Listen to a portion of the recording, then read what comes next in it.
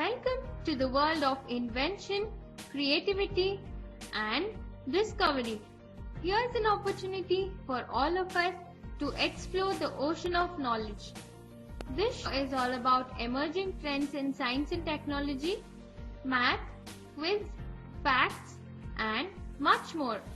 So friends, get ready to listen Tech Toast with Science Spread with your RJ Vidya only on Radio Udan.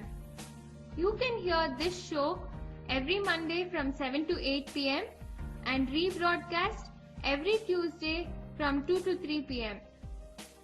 To contribute any article or information regarding science, math or technology, or to give your valuable feedback or suggestion, please send a mail to ttwithss@gmail.com. That is ttwithss@gmail.com or vidya.y@radioudan.com. That is vidhya.y@radioudan.com. Or you can also give your feedback by visiting the website www.radioudan.com.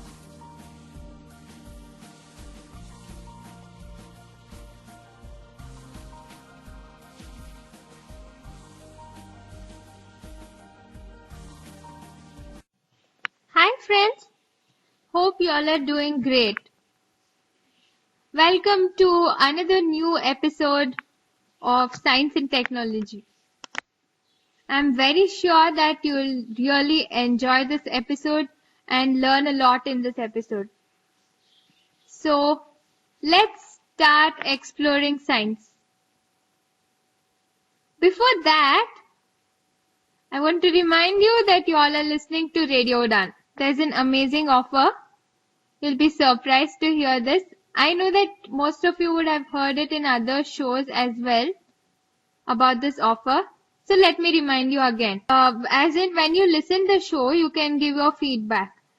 So to give your feedback, you can always call us on Skype at Radio Udan, that is RADIOUDAAN, or even send us a chat to Radio Udan. Now I'm online. If you're listening in the evening, we'll always be online, so you can give your feedback. And if it's in the afternoon, this facility is not available, but you have other facilities, like you can like the shows by visiting our Facebook page, www.facebook.com/radioudan, radio space Udan, that is RADIO space UDAAN, and like any of our posts and also comment on these posts. And also you can use Twitter, and also you can submit your feedback by visiting our website www.radioudan.com. Just click on submit feedback and you can always submit your feedback on the show. Obviously, if you have listened the show, your feedback will be appropriate and accurate. So we'll count the number of feedbacks given by you through any means, may it be Skype or Facebook or Twitter or even by visiting our website. And top 5 listeners who have the highest number of feedbacks and the top 5 frequent listeners will be given a wonderful chance. That is, you will be given a free entry to our convention, which is to be held on February 7, 2015 at Delhi. That means you can join us when we are having our first get together and enjoy without any registration and without any fees. It's just for free. Just all that you have to do is listen to all the shows of Radio Udan and give us frequent feedback. So I hope one of the listeners of Tech Toast with Science Spread, or not only one, maybe all of the listeners will also benefit from this chance. So start giving your feedback. If you're listening this show in the evening, just send your feedback on Skype or through website or Facebook or whatever. in the afternoon if you are listening to rebroadcast on Tuesday. Through Skype you cannot give your feedback, but through all other means you can give your feedback. This was all about the offer that we have for you. Now let's get back to our show. Last time, you remember, I had told you that we'll start with science section. That is, since I want to give you a lot of input, we learn a lot about science. So we'll start with science first. Because once I start with technology, it takes really like 45 to 50 minutes and we hardly have some time for science, which is not at all fair. Because this is science and technology show. And science is a vast subject to explore. So let's start off with the science section. In science section, we'll talk about one of the most critical system of our body without which we wouldn't be living by now. We wouldn't live by now. Our body has many systems like circulatory system, respiratory system, digestive system. Can you guess which one will I be talking about? I don't think it's possible because our body is very complex and we have different types of systems. So let me start telling you what is the topic for today. It is nothing but our circulatory system. We all have heard about circulatory system, but we don't remember what exactly it is. So let's start knowing much about this wonderful system in our body. What exactly is circulatory system? First thing, let me tell you that circulatory system consists of heart, blood vessels, and also lungs. How it works is basically, you all have heard of heart? Heart, what it does is, it pumps blood to different parts of our body. We all have heard even about that. And not only it pumps the blood, it takes the oxygen and gives it to different parts of the body. It happens because it mixes with the blood and this blood will move to different parts of the body through blood vessels. And then these blood cells carry the waste, that is carbon dioxide and other waste, back to heart. Okay, that also comes back through blood. And our heart actually carries the carbon dioxide that is not required to lungs, and through lungs it comes out.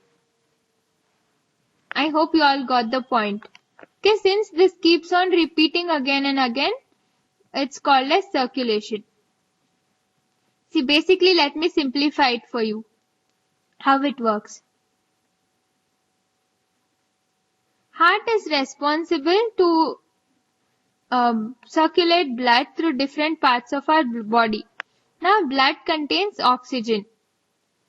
So, blood carries oxygen to different parts of our body, and on its way back to heart, what it does is, it brings waste and also carbon dioxide that is not needed. And this carbon dioxide comes out through lungs.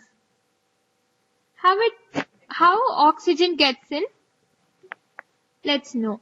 First, when we breathe, it's so obvious that the air directly goes into lungs. When it goes into lungs, the heart will pump the blood to lungs, and the oxygen that we breathed in just now, what happens is it gets mixed with the blood that was just pumped by the heart. And then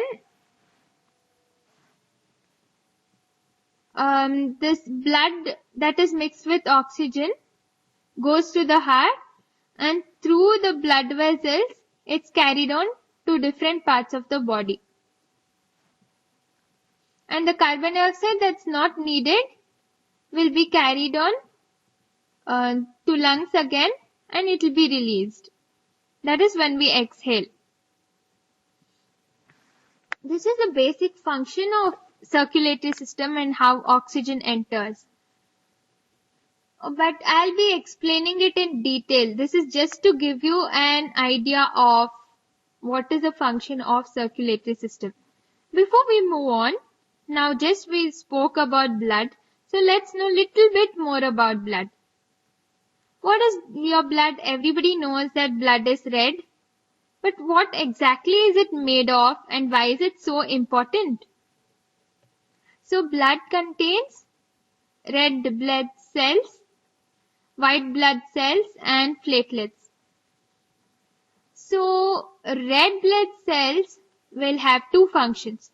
First function, you can think of it as a mail carrier. That is, it is responsible for carrying blood mixed with oxygen to all the parts of your body. And second function, you can think of it as a trash collector. That is, what it does is, it brings waste and carbon dioxide that's not needed by your body and we exhale it through lungs. Okay, these are the two functions of red blood cells. It supplies oxygenated blood to your body and also it brings out waste like carbon dioxide from your body to lungs, and then through lungs we exhale. The second one I told you is about white blood cells. White blood cells are like your personal army. They fight infections. That is, when you can think of it as it even can eat up germs at times. When you get any infection, it fights germs also. Third main component is platelets.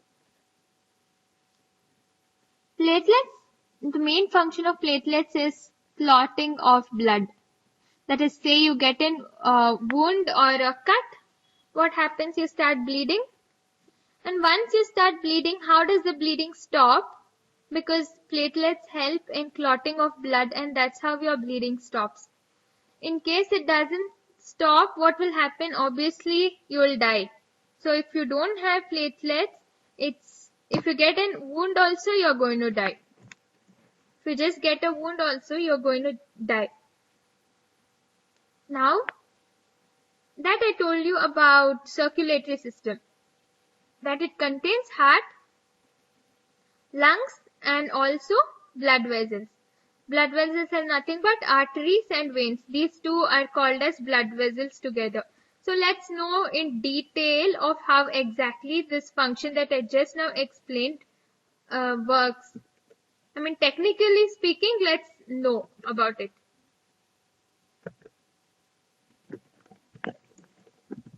First, we'll discuss about heart, and through this, I'll tell you the whole story of how it works. Okay, first we'll know about heart. Heart, who wouldn't have heard this word? Few people tell, I swear by my heart that I'll do this, I'll do that. And there are heart-shaped candies. You would have eaten it. So most of you would have seen the shape of the heart. Seen or touched the shape of the heart. Now, you would have even heard about heartbeat. So heart beats very, very fast when you're excited or when you're scared or any emotions for that matter. So don't think that emotions directly comes from your heart. It's nothing like that. When you just get excited or scared, brain actually tells your heart to speed up and that's why it increases the heartbeat. It's nothing like emotions are directly coming from your heart. It just comes from your brain. And about brain, no need to talk now. It's a very big topic and we'll be talking about it in our coming shows. Obviously, we'll be exploring almost everything. Now that we have heard about heart, it's time to know how does heart look like and what are the parts of a heart, etc. When you think of a heart, what do you imagine? Do you think that heart is a bone or it's a weird substance? Okay, nothing of that sort. So you don't have to worry. Heart is just a muscle. Now muscles you have at all parts of your body almost. In your thighs, in your back, everywhere. So heart is just a muscle, but it's a special, very special type of muscle because it carries oxygen to all the parts of your body and also brings back the waste and carbon dioxide that is not needed by your body. Okay, now I have told you this. So you can think of heart now as two pumps in one. That is right side and left side. Okay, these two you can just imagine as two separate pumps which are joined as one.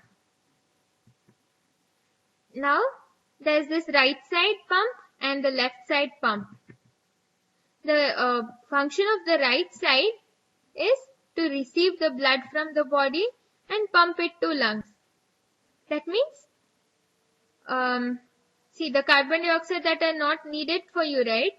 So it comes back through the blood to the lungs, and that is the function of the right side pump. And left side does the exact opposite.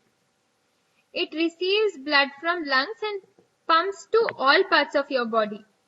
Okay, that is obviously if it pumps to all parts of your body, it should be blood that has oxygen. So when we breathe in oxygen, it takes that blood and pumps to all the parts of your body. That's the part of your left side. Okay, remember that the left side gives blood to all the parts of your body, that's oxygenated blood, and the right side exactly does the opposite. That is, it's getting the carbon dioxide and waste mixed with blood, and through lungs we breathe out. It's getting to lungs, and through lungs we breathe out the waste that we don't need. Now you all have heard of heartbeat, right? How does the heart beat? Before each and every beat, your heart actually fills with blood. Then its muscle will contract to squirt the blood along. Then this muscle squeezes in order to squirt the blood, and this is how a heartbeat is caused. It does this function all day and all night, basically 24/7. Just like a clock. At least in clock, if the battery is down or it's not working, it stops. But imagine if the same happens to you, you are going to die. So heart is very, very hard worker. Now to know more about this, I want to tell you more about heart. Before we move on, let's listen to this song.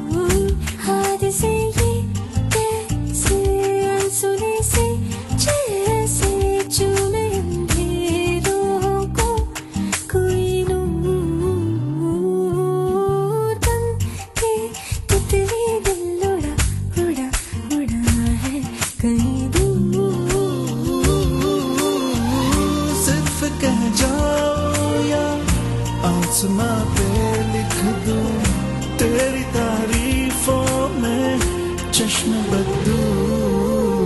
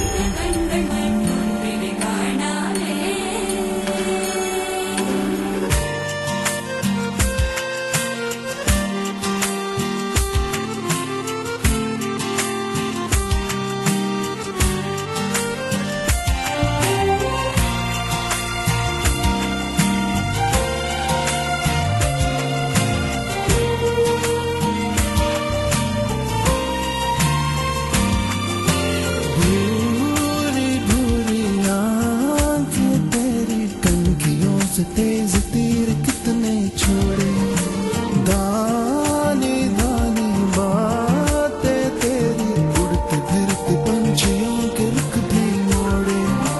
अधूरी थी जरा सी मैं पूरी हो रही हूँ, तेरी सादगी में होके चूर बन के तितली दिल उड़ा उड़ा उड़ा है कहीं दूर, चल के खुशबू से जुड़ा जुड़ा जुड़ा है कहीं दूर।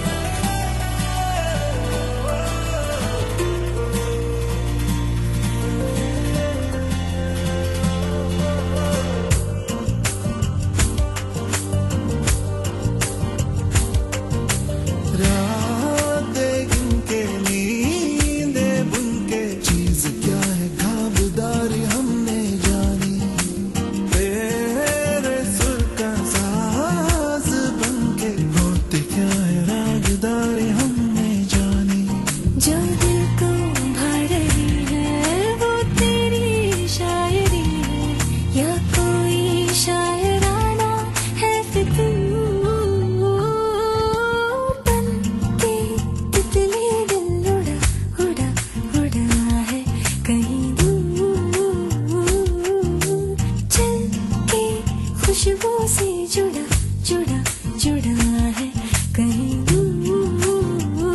हाथ से ये कैसे अनसुने से जैसे चूमे अंधेरों को कोई नूर, बन के तितली दिल उड़ा उड़ा उड़ा है कहीं दूर। सिर्फ कह जाओ या आसमां पे लिख दूं, तेरी तारीफों में चश्म बदलूं।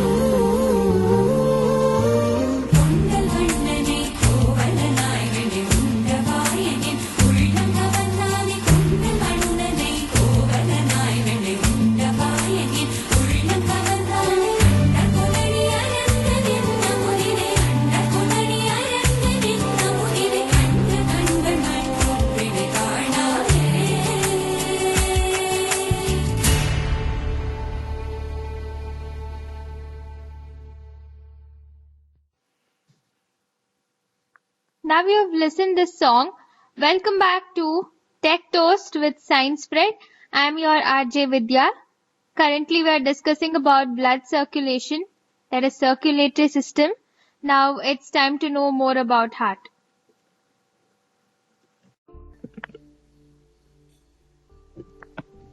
Heart has 4 chambers. 2 on one side and 2 on the other side. I told you heart, you can think of it as 2 pumps. That means one pump will have 2 chambers, one on top and one on bottom. The same way, other pump will have 2 chambers, that is one on top and other on bottom. Now the top chambers are called as atria, or if you take singular, it's atrium. There are 2 atriums and both of it together are called as atria. And I think you've got the picture, that is right side you have one pump, left side you have one pump. Okay. So now both these sides you have two chambers, one on top and other on bottom. The right top and the left top chamber is your atria, and the right bottom and your left bottom chambers are ventricles. Now I think the idea is clear. So the function of atria is to fill blood from heart and lungs. That is, its responsibility is to just fill blood. It may be from the body or from the lungs also. Now the body may give back blood, right? Its responsibility is to fill that blood. Or the lungs also may give blood, and even this blood it has to fill. Basically, filling of the blood either through the body, either from the body or from the lungs, both of it are its responsibility. Now bottom two chambers, that is left bottom and the right bottom chambers, are called as ventricles, I told you. Their responsibility is to squirt blood to lungs or to body. Its just responsibility is to squirt blood. It may be to lungs or to body. The atria's function was to fill blood either from lungs or from body, and the ventricles squirt blood either to lungs or to body.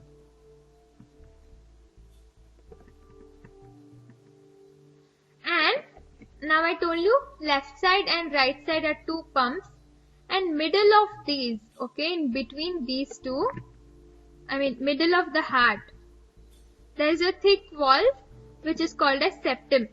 Septum is your thick valve. Now why do you need this septum? It actually separates the left and right side. So this valve is very thick. In order for your heart to function, you need to separate the left pump from the right pump, and so you have this septum. It's a thick valve which separates left and the right side. Now atria and ventricles, both of it work like a team. Atria, as I told you, fills with blood and dump it into ventricle. And ventricles, after receiving the blood from the atria, it squeezes pumping blood. It squeezes this blood out of your heart. And while the ventricles are squeezing the blood away from the heart, the atria will refill the blood and it will get ready for the next contraction. So both of it work as a team. Atria fills blood and ventricles actually squirted the blood from the heart. And again atria will get ready for the next contraction by refilling the blood. And obviously, when the blood will get pumped, right, how does it know which way should it go? So, blood will rely on these special valves. Again, there are 4 valves, okay, 4 more valves inside the heart. And these valves, when I tell you valve, you should remember one thing. Always the blood in our body should flow forward. Think of a valve as a door. Suppose you enter a room and close the door. Obviously you can't come back because the door is preventing you. The same way you have these valves in order to prevent the blood from flowing backwards. The blood should flow only forwards and not backwards. So you have these 4 valves. And always when you take in blood, the oxygenated blood should go to all the parts of your body. It can't come back, right? The oxygenated blood can't come back. So obviously it needs to flow forward, and these valves help to do so. And I told you there are 4 valves. 2 of these valves, which are called as mitral and tricuspid, they let the blood flow from atria to ventricles. I told you that the blood flows from atria to ventricles because atria and ventricles act as a team. So these two valves, that is the tricuspid and the mitral, help the blood flow from atria to ventricles. The other two valves are aortic and pulmonary valves. These two valves, that is aortic and pulmonary, they are in charge of controlling the flow as the blood leaves the heart. Now once it enters ventricles, right, it should leave the heart in order to be circulated to all the parts of your body. So these two valves are responsible to control this flow. That is the pulmonary and aortic valves. Once it leaves the heart, they are responsible for controlling the flow of blood through your body.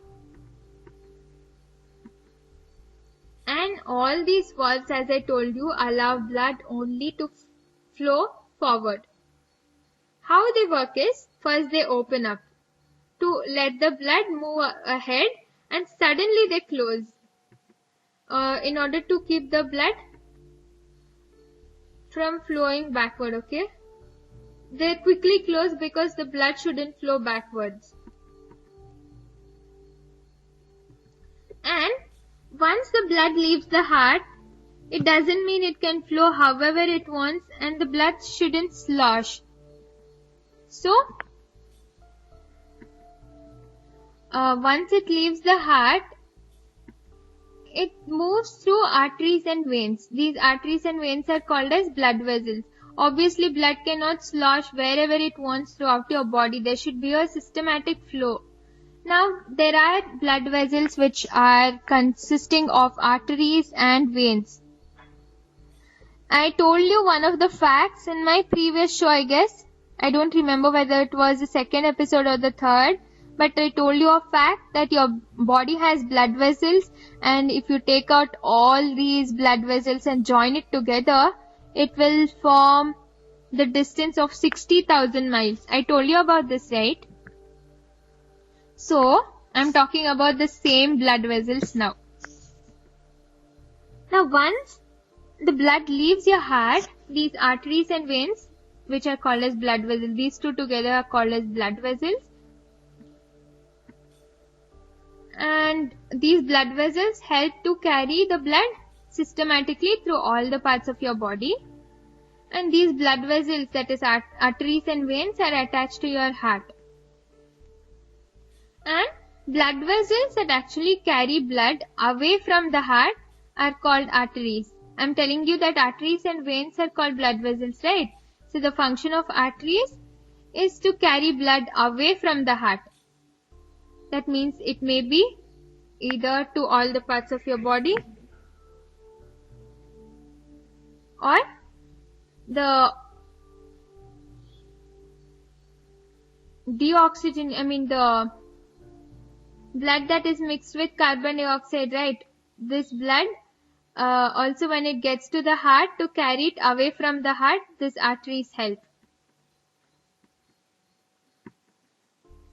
And veins are nothing but these are the blood vessels that carry blood back to the heart.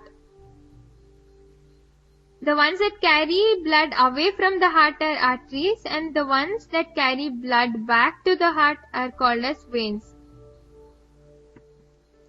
And this movement of blood to all the parts of your body through the heart, through the blood vessels, is called as blood circulation. And do you know that it takes less than 60 seconds to pump blood to every cell in your body? Your body is made out of millions of cells, and your heart just takes less than 60 seconds to pump blood to all the parts, all the cells of your body. Every cell needs blood, and to pump this blood to all the cells of your body just takes less than 60 seconds. Now, why do you need oxygen to your body? Have you wondered? Why should we need oxygen? Why should the blood deliver oxygen to all the parts of your body? to all the body cells basically. Why does it need to deliver oxygen to all the cells of your body? These cells that are present throughout your body should stay alive if you want to stay alive. And for these cells to stay alive, they need oxygen. Without oxygen, these cells will die, and then you will also die if your cells die. So, now this left and the right side, as I told you, what happens is, the left side of your heart sends the oxygen rich blood, that means the blood that is mixed with oxygen. The left side of your heart sends this oxygen mixed with blood out to the body, and then the body takes the oxygen out of the blood. First, the body, when it receives blood and oxygen, it separates blood and oxygen and takes out oxygen separately out of the blood and uses it in your body cells in order to keep them alive. And after cells finish using these oxygen, they make carbon dioxide, that is the waste that they don't need. All these cells make carbon dioxide, and these waste will be carried again by blood cells again. So it's like, blood delivers lunch to the cells, and also it should carry the trash from the cells. That means the junk that is not needed, it should carry from the cells. Now when this blood that is mixed with carbon dioxide comes, that is the returning blood, this blood will enter right side of the heart.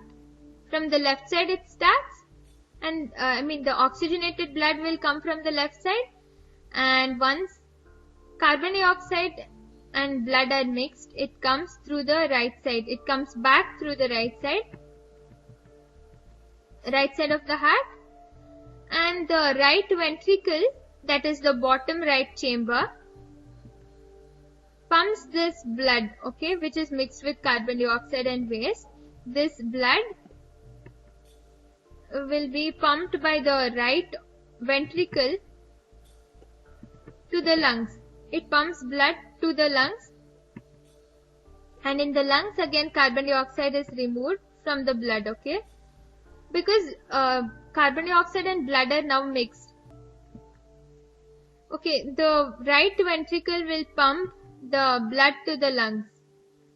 That is the blood mixed with carbon dioxide to the lungs, and in the lungs carbon dioxide will be removed from the blood, and we breathe it out of our body, that is by exhaling. When we exhale, what is the next process? Obviously we have to start inhaling again, because our body needs fresh oxygen. Again we start inhaling, and again the same process happens. That is, the left side carries oxygen to all the parts of your body, and once these cells separate blood and oxygen and use this oxygen up, they just make carbon dioxide which is not needed, and again the right ventricle pumps it to lungs, and through lungs the blood and oxygen get separated, that is blood and carbon dioxide get separated, and we breathe out carbon dioxide. All these process will happen in less than 1 minute. Again a fresh process starts when we inhale fresh oxygen.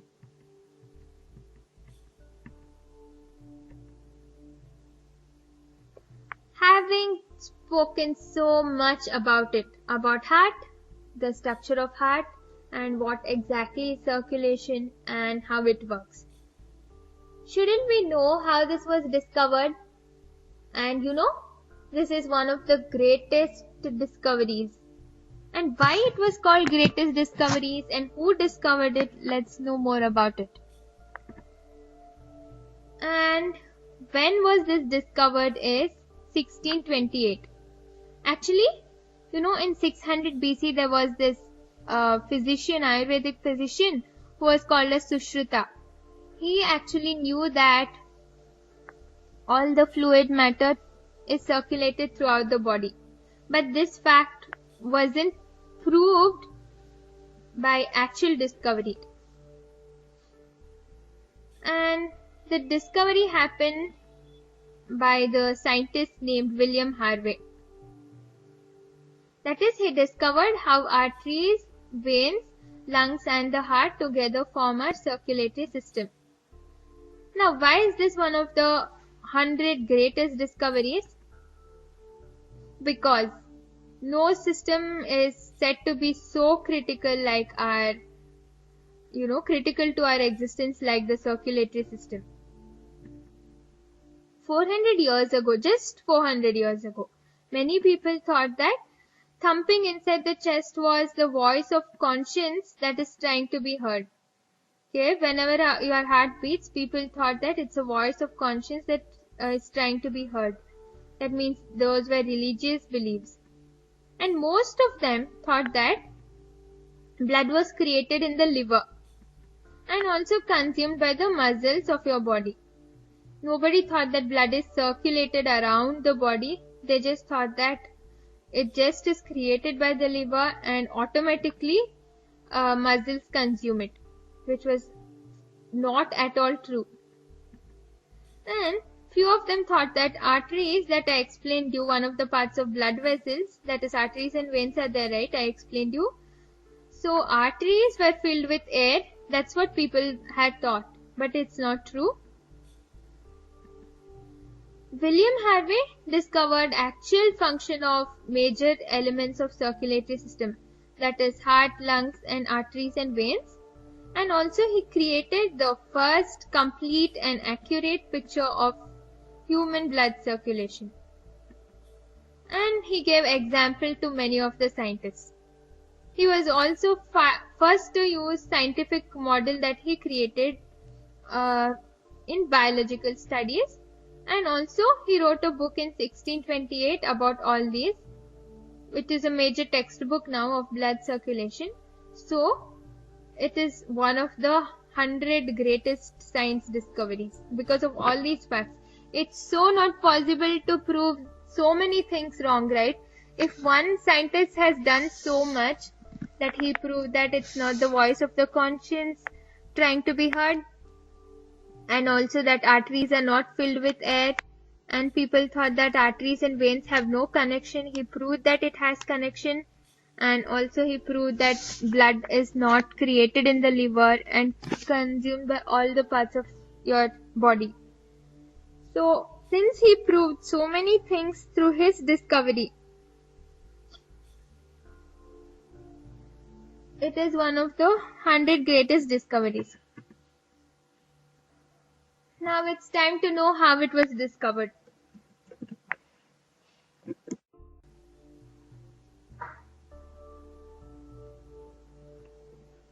Now let's see how exactly he discovered it. So let me tell you a little bit about his life. Okay, first please note that people thought before he discovered, people thought that liver actually had it was responsible for creating blood and all the muscles would absorb blood. And also people thought that the blood flowing from arteries to veins didn't have any connection. This was before he discovered. Now let's see how he proved these concepts wrong and discovered this concept of blood circulation. First, let me tell you very little about his life. William Harvey was born in 1578 in England. And he received medical training in Oxford. From Oxford he received medical training. Then he was invited to study at Padua University in Italy. It was a very renowned medical school of Europe. Then, after completing his education, when he returned to England in 1602, he married daughter of Queen Elizabeth's doctor. Then he was appointed as a physician in the court of King James I, and then he was appointed as personal physician of King Charles I. Okay, in 1618. Now, while serving the English kings, what he did was he started studying. Now, it's very interesting. The story goes very interesting. We actually need to know what all challenges he faced in order to discover this and what all approaches he took to discover this. And obviously nothing comes without struggle, right? success, if you want success, you have to work very, very hard. Let's see what William Harvey did and how he struggled and what approach did he take to discover this. Now, while he was serving the English kings, he focused his studies on veins and arteries, that is basically blood vessels. And when he started conducting experiments on human and animal corpses. During these dissections, he discovered that there exists series of flap valves, and these valves are present throughout veins. Okay, he was not the first to discover this. Everyone knew about this, but he was the first to note that they always directed the blood flow towards the heart. Then he began series of experiments with animals. How he experimented was, he tied off a single artery or vein. And then he did this to see what exactly happened. Sometimes he clamped an artery and then released it, and he found out where this surge of blood would go. Once he clamps it and then releases it, he'll come to know where the blood flow is going actually, where the blood is flowing. To find it out, he used to do this. He used to do the same with veins, that is clamping a vein and then releasing it. Sometimes what he did was he clamped both artery and vein and then released one at a time. So, because of these experiments, it was very clear and proved that arteries and veins were connected into a single circulatory system, and always blood flowed from arteries to veins. Now he made this point very clear through all his different experiments that I told you. Then what happened? Harvey turned to the heart itself, and then he realized that heart just acts like a muzzle, and then it pushed blood out of the lungs and then into arteries. Then following the flow of blood through various animals, Harvey also made it clear that blood was not consumed but circulated over and over again, and so he named it as circulatory system. And this he also realized that blood also carried nourishment, that is oxygen and nutrients, to all the parts of your body, that's all the cell of your body. By 1625, Harvey had actually discovered almost the complete picture of circulatory system, which included lungs, veins and heart, arteries and also heart. Now what all are the difficulties he faced?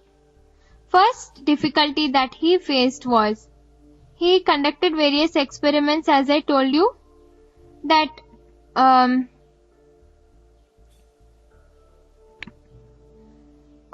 told you that his experiments proved that blood always flows from artery to vein, but he couldn't figure out how exactly it happens, because he didn't have microscope at that time and it wasn't invented. And he couldn't see blood vessels which were as small as capillaries. So because of microscope, he couldn't know how blood moved from arteries to veins, because it moved through blood vessels, and blood vessels were so small like capillaries and couldn't be seen without microscope. And because of this, his circulatory system was almost completed. By 1670, after 3 years after his death, Italian Marcello Malpighi, there is a scientist called Marcello Malpighi, he had discovered capillaries with the use of microscope, and he completed Harvey's circulatory system. Harvey had found it out, but he couldn't see the blood vessels because of the lack of microscope. Now, second and most important problem that he faced was his fear of mob reactions. and also church blames, because he said that heart was just a muscular pump and not the house of the soul and consciousness. Religious beliefs were like heart was the soul of consciousness, and so he proved it wrong, so he was scared to tell it. And he was also scared that he would lose his job with the kings, and so he wouldn't have money, so he was scared. In 1628, what Harvey did, he found out that there was a German publisher, and he requested him to publish a thin 72-page summary of his work and discoveries. He published it in Latin. Latin is the language of science, and he published it in Latin, hoping that no one in England would read his book. But then, when his book became popular, he lost many patients because they were shocked by his claims. But how this book became popular? Because his science was very accurate and also careful and accurate. Harvey's science was careful and accurate, so his book became popular, and by 1650, Harvey's book had become the accepted textbook on circulatory system. These are all the difficulties that he faced in order to completely discover blood circulation or circulatory system. This is too much, right? We have discussed enough about it, and you have got a clear idea of even the person who has discovered it, and also how this discovery happened and what all were the challenges and what exactly is circulation, that's circulatory system, what is it made of, how it works. This is all about it. Maybe you enjoyed it.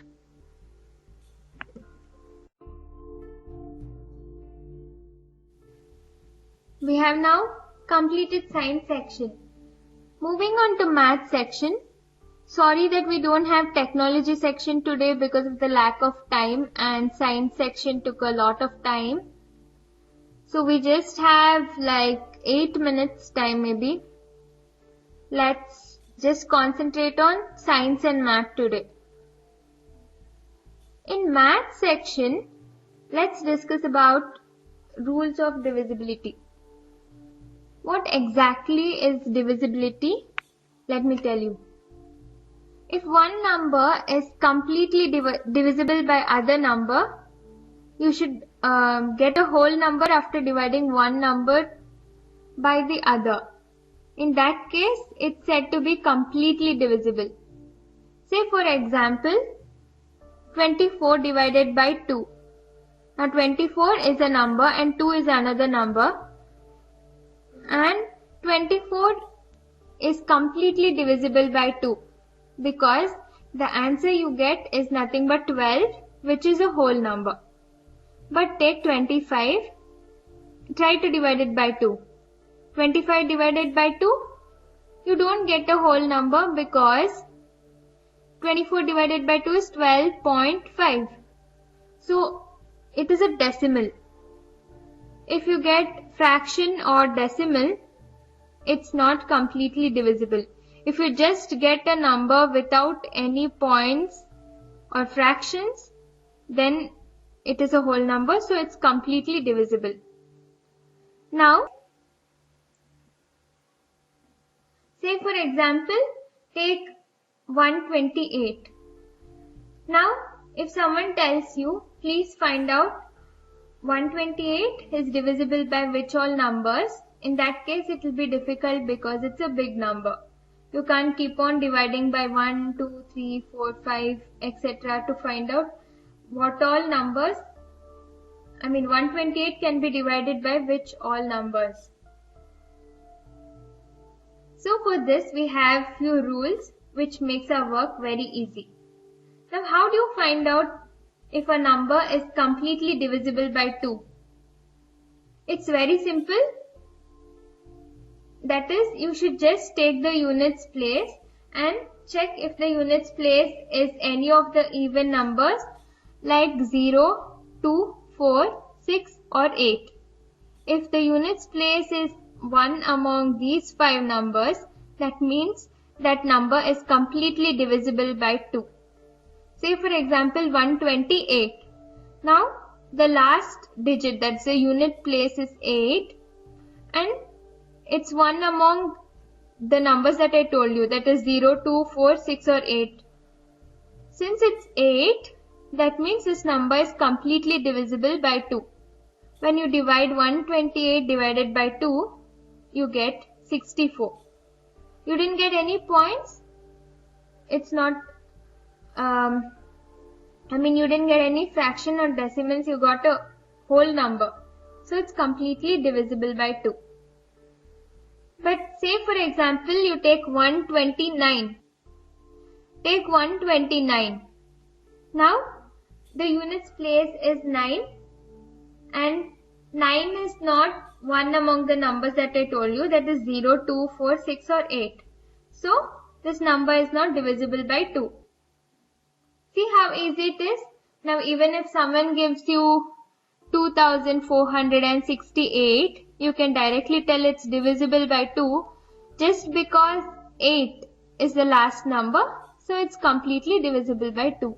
You don't have to take a calculator and really try out whether it's divisible by 2 or no. Just if you notice the units place, if it's one among 0, 2, 4, 6 or 8, that means it's completely divisible. Now, I'll give you 2 problems to solve. You can solve these problems and send your answers by mail to vidya.y@radioudan.com, that is vidhya.y@radioudan.com, radioudan.com, or you can also send a mail to tt@gmail.com. The first problem that I'm going to give you is 1024. You have to state if 1024 is divisible by 2 or not. Repeating again, state if 1024 is divisible by 2 or not. Second question, state if 2049 is divisible by 2 or not. Repeating again, state if 2049 is divisible by 2 or not. While solving these problems, try to solve it mentally. Don't use a calculator to solve the problem. And if you think that the number is divisible by 2, you should also state the reason why you think so and the method you use to get the answer. If you think that the number is not divisible by 2, even then you have to state the reason why you think so. Please remember to send your answers by mail. I am discussing rules of divisibility because many people are they're writing banking exams. So you can't use a calculator. And these rules of divisibility will be very useful in such circumstances. And now that you have listened to this show, please send your feedback by any of the means, either through Skype or even you can visit www.facebook.com/radio_udan, that is RADIO_UDAAN, or you can send your feedback by visiting the website www.radioudan.com. Please send a feedback to this show so that I can improve for the next show. And also remember the offer that I told you. The more you send your feedbacks for all the shows, you might be one of the lucky winners. Get a free entry to our convention that is going to be held on February 7, 2015. To be one among those lucky winners, please keep listening frequently to Radio Udan and also sending feedback to all the shows. Next week, I'll come up with very interesting topics in science and technology. We'll meet next week at the same time, and I am your RJ Vidya. Please stay tuned to Radio Udan. Till next week, take care and bye.